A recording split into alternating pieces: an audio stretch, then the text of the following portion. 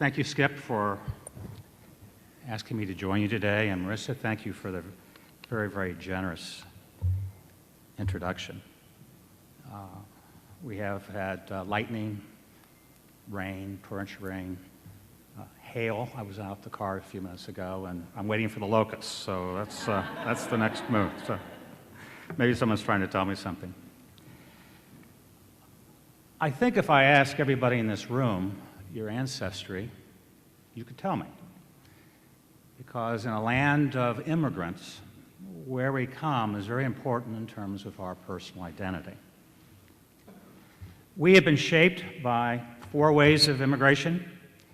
The first 2 waves were from Western and Northern Europe and Africans who were brought here forcibly as slaves.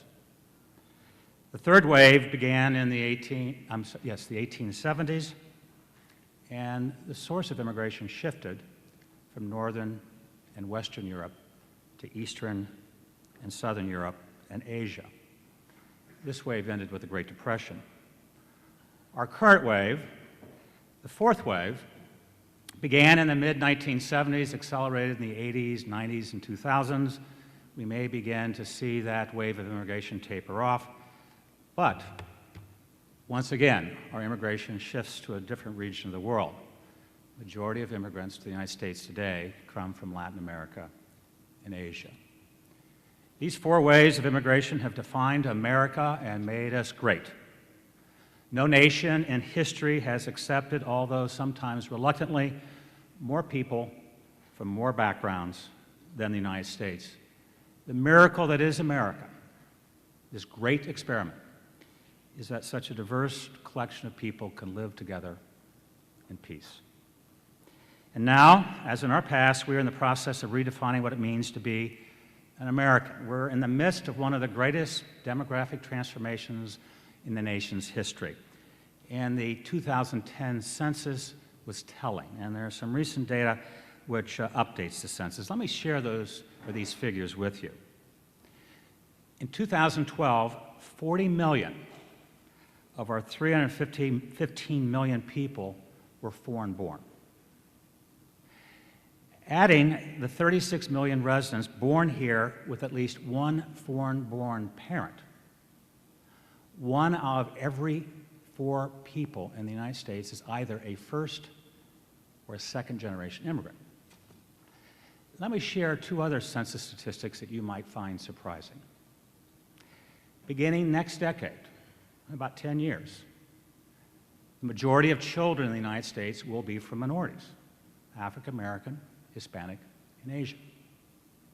In the decade that follows, the majority of Americans will be from minorities. So in the next 30 years, the United States will become significantly more racially and ethnically diverse than it is today. As with other domestic issues, Americans are deeply divided about the benefits and the long-term effects of our current immigration policy. As a result, immigration has become one of the hot-button issues in our American political scene. The 2012 presidential election was a game-changer in my mind because, as you know, Hispanics and Asian voters helped to re-elect President Obama. The Republican Party has had some soul-searching since the election.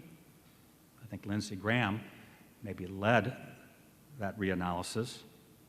I found on the web a new super PAC group called Republicans for Immigration Reform, and these groups are forming with the hope of repairing the political damage left by years of anti-immigration rhetoric. I believe these changes set the stage for the best chance for comprehensive immigration reform in a generation. And I also strongly believe that this nation, on this and other issues, need a civil, and I argue civil, civic debate on immigration. Some of you may be familiar with Jeb Bush's new book, Immigration Wars. It was met with a firestorm on both the right and the left. He advocates for secure borders, a normalized immigration policy, more work-based legal immigration, more power to states to enforce immigration laws and determine what type of services are going to be provided, For me, most importantly, he recommends a path to citizenship for DREAM Act youth and young adults. It's a reasoned agenda. Not everyone's going to agree with it, but I think it begins a civil civic debate. And that's what I hope my book does, Right to Dream Immigration Reform and America's Future. My goals were as follows. First of all, I'm a sociologist. And sociology has been studying immigration for over a century. And when I would read and when I would look at the media, I would see all these statements made by anti-immigration groups, and none of them held water. So what I wanted to do in the book was to answer the critics by using social science research, and that's what I do in the first 5 chapters. I then go ahead and explain the DREAM Act. I put a face on some dreamers, and 2 of them are here today, Zesna and Juan. I hope you'll get to talk to them a little later. And then I, at the end of the book, advocate next steps for immigration reform. Here's the outline of the book. Part 1 is composed of 5 chapters. It answers the critics.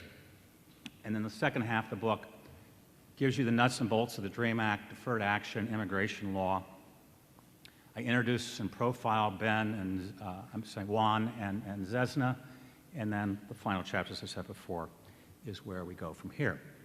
What I'd like to do today is simply go through the first five chapters very quickly, and then talk about the DREAM Act. The first chapter is, these children are blameless. And the argument made by the anti-immigration people are on legal grounds, and this is their argument. Undocumented students are criminals. They broke the law. The DREAM Act rewards criminal behavior. These people should go home. They should self-deport. That's the argument. What I did in the book is I went back to a landmark Supreme Court ruling, Plyler v. Doe. James Plyler was the superintendent of the Tyler, Texas Consolidated School District. And in the 1970s, as some of you know, the state of Texas passed a law which allowed school districts to deny educational benefits to young people, to children. It was found to be unconstitutional on the Equal Protection Clause of the 14th Amendment, and Justice William Brennan wrote for the majority. And if you get a chance, it's available on audio. Take a listen, and then compare it to the Voting Act's discussion. It's also available on the web. I think back then, not the impression I came back, you had the best minds in the society in a room trying to come out with what was best for the nation. I don't know if that's the case anymore. But this is Brennan's argument. The federal government has the responsibility of enforcing our immigration laws. It clearly has not done its job because we had, back in the 80s, as we do today, millions of unauthorized people living in our midst. But he makes an important distinction between adults and children. He argues that children are blameless. They were brought here, they did not come here, they did not have agency in the decision to come to the U.S. They're innocent. He then goes on and talks about the role of education in our democracy. We cannot have a democracy without educated citizens. These children cannot fully participate in this society if they don't have an education, at least a K through 12 education. Without education, we would be creating a permanent underclass. And in his final paragraph, he says, it is in our common good. Do you ever hear that in our political discourse anymore? It's in our common good. It is in our common good that we provide K through 12 education for all children, regardless of immigration status. And what I argue in the book is that what the DREAM Act is a straightforward extension of the rationale of Plyler v. Doe to higher education. So that's the first chapter. The second chapter is Immigration 101, and when you look at the critics of immigration reform, you don't think they, you know they've never looked at the literature on immigration. This is their argument. Pass the DREAM Act and the unauthorized will come to the United States to take advantage of educational benefits. I have been doing research on the Hispanic community in Northwest Arkansas now for 5 years. I have interviewed and received biographies from almost 50 young people. I've done focus groups, I've attended their meetings, I've talked to hundreds. Not one has a family that came here for educational benefits. They came here because of the promise of economic opportunities. They came here to avoid a civil war. They came here to avoid an abusive husband. They came here for medical care because they would have died in the country in which they were living, and they came here to be with their families. Nowhere in the discussion is anything come up about educational benefits. Sociologists for over a half-century have used something called the push-pull model to describe why people move and where they go and how they're treated. And the push-pull model has 4 variables. What are the factors that lead to groups of people being pushed out of their native country? What are the factors that pull people into a new society? What are the intervening barriers? For example, a militarized southern border with Mexico, or the cost and the danger associated with migrating. And finally, what's the role of social networks? Virtually every young person I talked to had family already living in Northwest Arkansas before their families moved to the United States. What we know is that people who are pulled into a country for the economic opportunities found there are fundamentally different than the people left behind. It's called the mover-stayer model. The movers, the people that come here, are better educated, they're entrepreneurial, they're more hardworking, they're in their prime working years. They work in economic niches Americans ignored, and they bring a higher education and a higher skill level than the people left behind.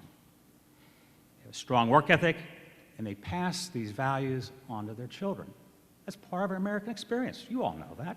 Your ancestors did that. So the evidence is overwhelming that immigration contributes to economic growth that benefits all Americans. The third chapter is spend $1 trillion a year and you're a tax burden. And this is the argument made by the critics. Undocumented residents are a tax burden.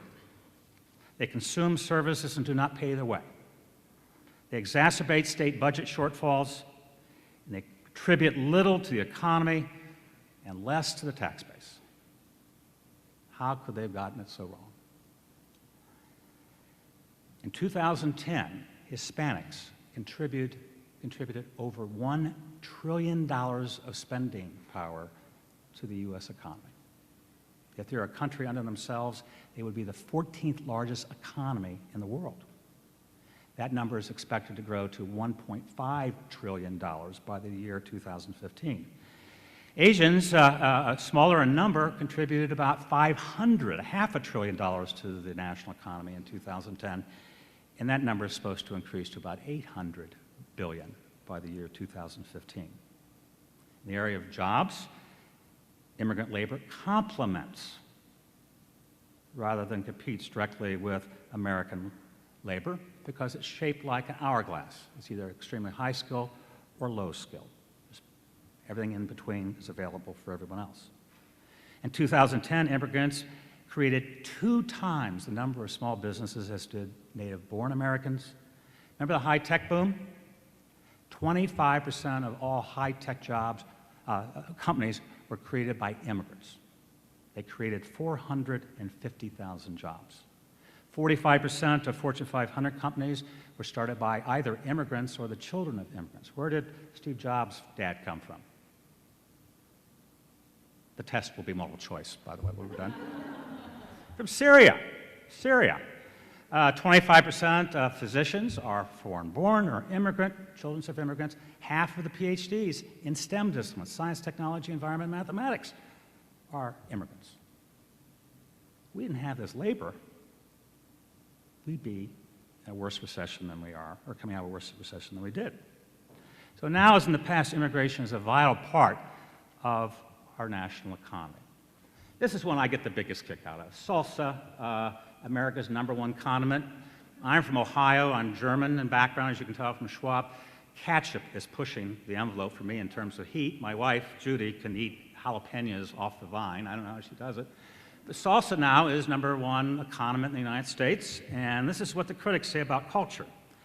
They are changing our national character. We are a white Christian nation grounded in a European heritage. Okay? I swear. We've already talked about the 4 ways of immigration, and we are a diverse society. We're a diverse state. Over 70 languages are spoken in Arkansas. Did you know that? Over, I think, 74, 76. Now, Zesna gave a talk to my senior capstone course, and she was wonderful. There wasn't a dry eye in the room after she finished. And afterwards, I said, let me take you to lunch. And so we went over to the Union. I think this is a perfect metaphor to this chapter. We went over to the Union, and Wednesdays is Indian Day. We had Indian food, right? I had the, what was it? We had the chicken marsala, something, whatever it was. It was good. It was 3,000 calories, which I didn't need. So I was standing there, and I turned around, and there's our sushi bar. And I turned over a little more. We have a made-to-order stir-fry of noodles and rice. And I turned over here, and here's our Mexican food bar, okay? And then I looked over to the Subway sandwich, and I said, we're safe there. Now they had the Italiano, they had the beef eater, the British beef eater, and then they had the Mediterranean, which is hummus. So I think our food is a good metaphor for our society. And you all live here. You know how this works. Immigrants come here. They come here with their customs, their culture, their dress, their language, and their food. We selectively borrow that which works. We Americanize it. Voila. It's part of us. And it's been going over for hundreds of years. So in my work, what I've found is we're simply in a process that we've done for hundreds of years. We're redefining what it means to be an American. And the evidence is overwhelming. I mean, it is overwhelming that our newest immigrants are coming here for the freedom and the economic opportunity that's found here, and that they have embraced our values, values which we have held for over 200 years and which have remained remarkably stable. And what I argue in the book is this is an asset. Imagine we're in a global economy and we have people in the society who know that culture, who know that language, who have ties to that culture. You don't think that's an economic asset to use in business dealings? Don't squander it. And finally, the melting pot mixed with just a few new ingredients, and the critics of assimilation say that undocumented immigrants will not be part of our melting pot tradition. They live in these insular ethnic enclaves. They're not learning English. They don't want to be part of us, and they never will be. Well, there is a new report out by Pew Research Center, and you get a chance, you can download it.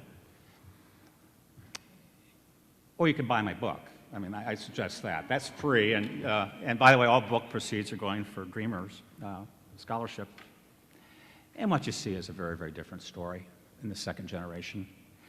They are assimilating faster than the 3 previous waves. My mother's family came here in 1815. My father's family came in 1834. My dad was born in 1913, and they still spoke German in the household. Not anymore. Let's go through some of these. There's 4 ways that sociologists measure the assimilation, the acculturation of immigrant groups. One is through residential integration. Ethnic groups come in, they typically live in a neighborhood because it provides a buffer from the surrounding society. They can buy the food, they can have the churches, they can speak the language. It buffers the transition into a new society. What we know is that in the second generation, we're already beginning to see the dispersal of Hispanics and Asians into the fabric of our cities.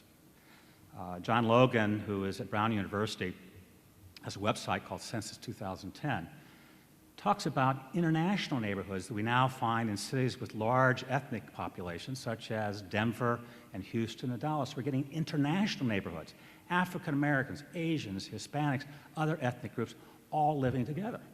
It's unique in American urban history.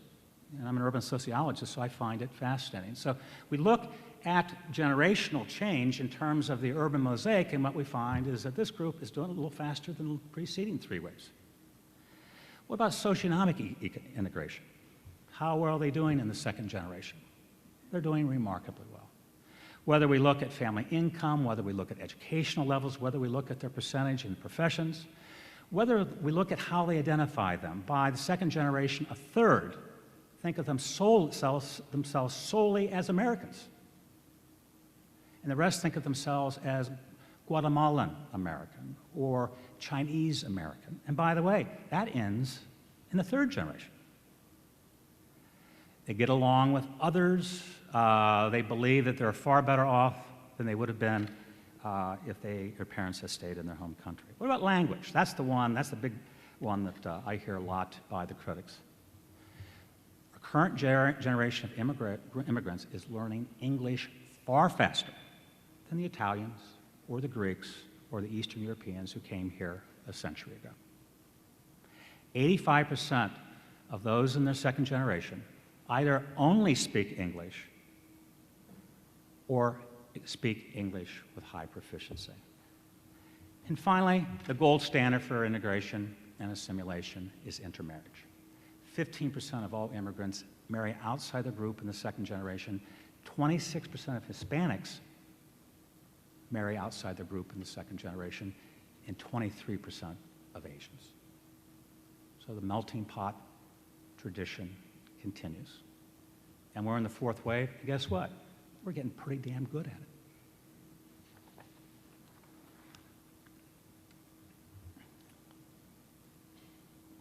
This is the backdrop for my talk about the DREAM Act. And I wanted to share today my experience with a remarkable group of young people that I've had the privilege of working with over the last 5 years. I'm a demographer and a community sociologist. I began, as Marissa pointed out, I started studying the Hispanic community in Northwest Arkansas in 2007. I started focusing on Dreamers in 2011. Nationally, we have 2.1 million children and youth who are brought here by their parents, undocumented. We have approximately 9,000 in the state of Arkansas. And I mentioned before, I interviewed or collected biographies in about 50 of them. I conducted focus groups, and I attended their meetings. We sponsored one on our campus, and that's where I met Juan, I think. And Dave helped with that, so I appreciate that. What I found in my research was that their stories had common themes. Parents migrating to the United States for a better life, arriving here as young children not understanding why, traveling at night through dangerous and sometimes inhospitable territories. I had one student who was repeatedly raped in a crossover when she was 11, and arriving as a stranger in a strange land, increasingly hostile to their presence. But what I think I enjoyed most, and Zesna and Juan can tell you, there was not an interview I conducted, whether it was a small group or whether it was one-on-one, where people cried most of the time. I mean, it just tears at your heart. But what I found them to be was remarkably bright and articulate and optimistic. They attended school, public schools, they learned English and were socialized as Americans. And as Dave mentioned, they have Arkansas accents. Now, Zesna and Juan are going to come up here, I hope, in a few minutes and say a few words. There's absolutely no way you can tell that they're not U.S. citizens. I mean, they're American in every way except status. So they were typical teens, and they were young adults, and they spent their free time listening to music, hanging with friends, attending Friday night games and dances, or worrying why they weren't dating and doing those other things. They were usually bilingual. They navigated effortlessly between two social worlds, and they were family and church related. Most worked to help their families. But unlike their classmates, they were undocumented and spoke of barriers and blocked opportunities, no driver's license when they turned 16, in some cases no class trips if air travel was required, no part-time jobs if you needed a social security number, and for many, far too many no college because they were denied admission or they were priced out of a college education by out-of-state tuition. I came to the conclusion that, like so many other things, our nation's immigration policy is broken. Our current system does not serve our national interests, and it leaves 2.1 million children and young adults in limbo. They find themselves in this cruel situation. Many members of Congress share my concerns about our immigration policy, and a bipartisan group of House and Senate members addressed the plight of undocumented children and young adults by introducing the Development, Relief, and Education for Alien Minors Act in 2001. And the bill is very straightforward. If the undocumented youth enters the United States before they're 16, have lived here continuously 5 years on the date of the legislation's enactment, received a high school degree or GED, they could receive conditional immigration status for 6 years. This would allow them to pursue an education, to work, and to travel. Most importantly, the law would provide a path to citizenship. After a waiting period, participants could apply for a lawful permanent residency. They could earn a college, and if they earned a college degree or were honorably served at least 2 years in the military and maintained good moral character during this conditional status period, they could pursue citizenship. People who fail to do these things would simply go back and revert to their unauthorized status. The DREAM Act has failed to pass our Congress now for over a decade, and so states have taken over. 12 states have implemented their own laws that provide in-state tuition to undocumented students, and there are other states that do exactly the same thing through changes in policy, state policy. While it is not a fix-all, what it does do is it provides a path to a college degree that they're currently being denied because of financial and other factors. Although these laws do not provide a path to citizenship, they do provide a way undocumented students can get a college degree indispensable in knowledge and information-based economy. I believe Arkansas needs to pass a law which is currently pending in our General Assembly. Senate Bill 915, I don't know what the House bill number is going to be, is the Education Reform and Economic Development Act of 2013. And I think the title of the bill is appropriate. It is about economic development. It is about not squandering the K through 12 education that we've invested in as young people. Keep in mind, Arkansas is second from the bottom in the number of adults with college degrees. We need their labor. We need their skills. We need their talent. We need them to help drive this economy forward. We need to lower that barrier and make education more affordable. 2, Arkansas, like the nation, is rapidly aging. The average white in the state of Arkansas is 45. I look around this table and I see some baby boomers, right? You want your Medicare, you want your Social Security, you want someone to pay the taxes, you want someone to do the jobs that need to be done. Well, you better embrace our newest immigrants because 90% of all growth in our labor market in this country is going to come from first and second generation or third generation immigrants between now and the year 2050. It makes economic sense. I just looked at some data that I just pulled up. DREAM Act would enhance the earning of these young people, 2.1 million people, by $2.3 trillion over their 40-year careers. And that's all money that goes into buying more, spending more, paying more taxes, growing an economy. But for me, it's a moral issue. We do not punish children for behavior of their parents. It's like debtor prison. These children and young people did not come here. They were brought here. They were not agency in this decision. And it's time for the American people to come forward and embrace this change, which is good for all of us. So as I said before, the Arkansas General Assembly has taken up the Educational Opportunity Economic Act of 2013, and I hope those of you here today that feel as strongly as I do will contact your representative and ask them to vote for Arkansas's DREAM Act. Thank you very much.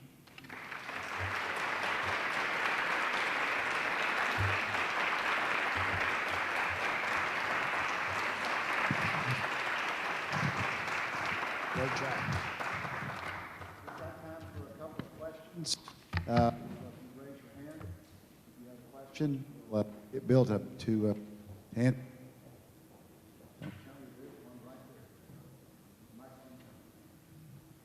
My question is for Juan. I read your profile in the book, and I was fascinated with the talk you had with Jeannie Burlesworth of Secure Arkansas. Could you tell us more about it and the other conversations you've had with other anti-immigration activists in the state? Juan, would you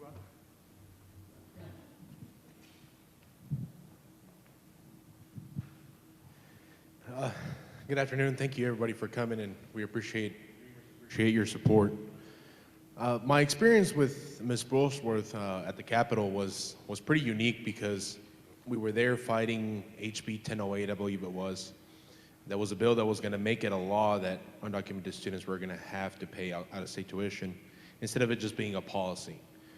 And the conversation started after we were able to table the bill and stop it from being voted on. And the conversation started off as, you know, I just don't think you should be here. You don't belong. You broke the law. Anything that's in the book that's been said to us, it was said in just the first few minutes of the conversation. And I simply just said I would just like to share my story and share with you a little bit about myself so that you can understand where I'm coming from. And those first few minutes turned into a very, very long conversation. It turned into a conversation where I was able to share my story, share my struggle, share what I have accomplished without documents. After I told her that I was a business owner, that I create jobs, I pay, you know, sales tax, I create that tax revenue. Dialogue started to change a little bit. No longer was it an us versus them. It was starting to come around. And towards the end of the conversation that I was having with her, one of her, I guess, assistants came over and said, you know, we got to go. And she said,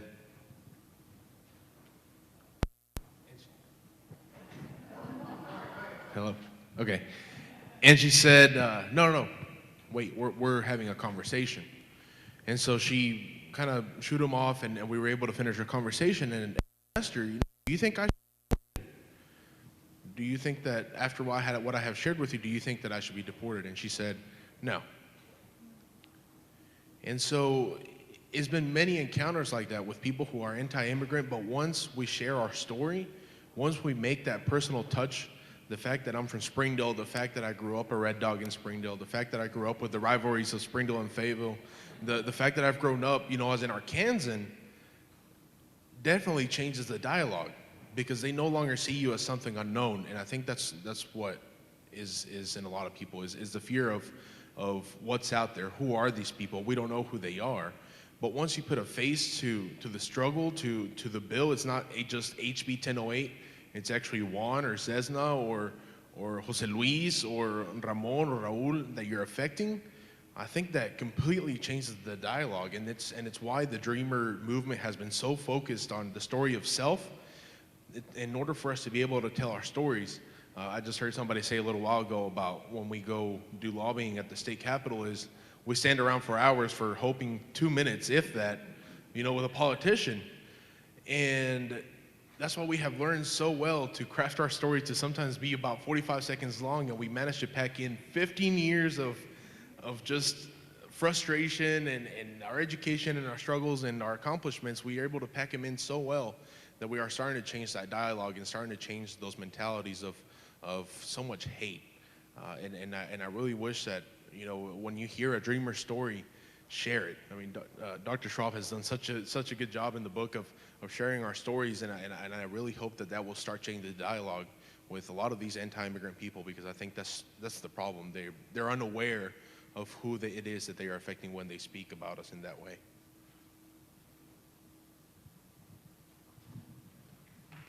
Thank you, Juan. Thank you. Got a question? Yes, sir, right here. Wait for the microphone. Thank you, Dr. Schwab, for what you're doing. I haven't read your book yet, but I don't know if you address some of the positions of our critics. Number one, secure borders. It is proved the big wall in China, the Berlin Wall, that walls don't really work. In addition to that, we're focusing on immigrants and not on drugs, arms, human trafficking, and others. So how we argue that secure borders is really not secure borders, far more than that. Second is that the media generally talks about the path to citizenship. Recently, I saw a report that only 30% of those that were able to become citizens by IRCA in 1996, only 30% became citizens. So I would argue that the only big advantage of becoming citizen other than a resident is the right to vote, which is a very political issue, but that's a fact. Another fact that people forget is that for every undocumented resident, there's a family. Their parents, the siblings. So anytime you talk about 11 million or whatever the number is, you're talking really 40 million, so 50 million of people that are affected but not having an immigration reform. Another thing that I don't understand why they insist in calling them illegal students. I mean, a person cannot be illegal. An act is illegal, but a person cannot be illegal. And in addition to that, another statistic says that 40% of undocumented residents in the United States came here legally with a visa, student, work, tourist, whatever, and state. So our system on controlling that also is a failure. And the last question is this. Governor Beebe, when he was Attorney General, he refused to sign the DREAM Act. What are the chances that if the DREAM Act is approved by the legislature, he will not veto it? Well, frankly, I'm meeting with him tomorrow morning. If you'll leave me your cell phone, I'll call you. I am hopeful that we can get a Arkansas DREAM Act passed, that we can be above the fold of the New York Times with something that we can be proud of. So,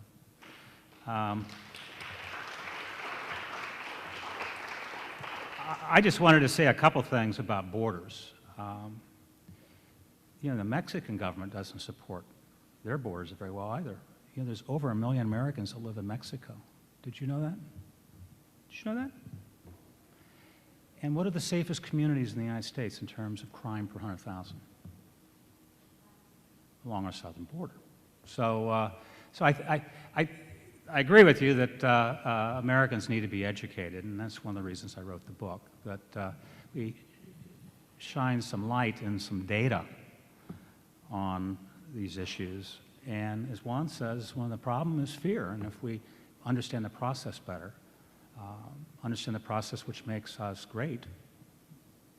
I travel a lot, and we were at Jim's house last night. You know, travel is the great teacher, and my wife and I were in China about 18 months ago, and this is something that's always kind of stuck with me. We were at a university, and we had this wonderful room, maybe 150 Chinese students who all spoke English. I mean, how many of you speak Chinese? And I talked to a young woman who helped organize the evening, and I mean, they were lined up 10 deep to talk to us. They all want to come to the United States. And the woman who handles international education says, no one wants to go to Europe. No one wants to go to Australia. They want to come to the United States. Why? Because they know there's talents and there's skills, and the entrepreneurship is going to be valued and rewarded, and eventually they're going to be a part of the society. Go to France or go to Germany, and their ethnic groups will probably 100 years from now not be assimilated. And we do it in 3 generations. Yeah. Let me just say that we're going to have to cut this off because I know there's a lot of questions because we've got to have time for book signing. Bill, I want to thank you for writing this book. Chancellor, I want to thank you for your strong stand for this. You deserve a lot of credit for standing up.